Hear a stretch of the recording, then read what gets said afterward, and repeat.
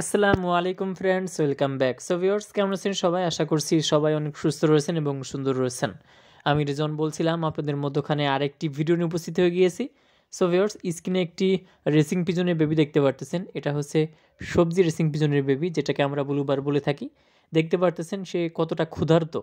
আমি তার সামনে খাবার দিয়েছি হাতে নিয়ে, সে কিন্তু হাত থেকে খাবার খাচ্ছে। সো ছোটো থেকে আপনারা যারা আপনাদের কবুতরকে শিকারি করতে চান, এইভাবে যদি ওদের সামনে খাবার দিয়ে রাখেন, যখন ওর ক্ষুধা লাগছে, যখন ওর পেটে প্রচুর পরিমাণে ক্ষুধা ও তৃষ্ণার্ত বা ক্ষুধার্ত, সেই সময়ে যদি আপনি এভাবে পানি খাওয়ান বা হাতে এরকম করে খাবার ধরেন, সেক্ষেত্রে দেখবেন যে ও পানিও খাবে আপনার কাছ থেকে, খাবারও খাবে। এভাবে আস্তে আস্তে অভ্যাস হয়ে যাবে। যদিও বা এই বাচ্চাটা অনেকটা দুর্বল ছিল, ওর সামনে আমি খাবার দিয়ে দিয়েছি, পানি দিয়ে দিয়েছি।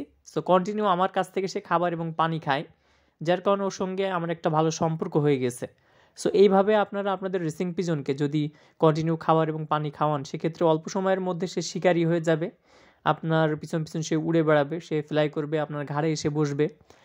আপনি ডাক দিলে বা একটা শব্দ করলে সে আপনার কাছে চলে আসবে, কারণ সে জানে যে তার মালিকের কাছে খাবার আছে, পানি আছে। সো দেখতে পাচ্ছেন সে একটু অসুস্থ ছিল, আলহামদুলিল্লাহ এখন সে সুস্থ তার দিকে এগিয়ে যাচ্ছে। সবাই দোয়া করবেন যাতে করে সে খুব দ্রুত সুস্থ হয়ে যায়। এখন অনেকটাই সুস্থ।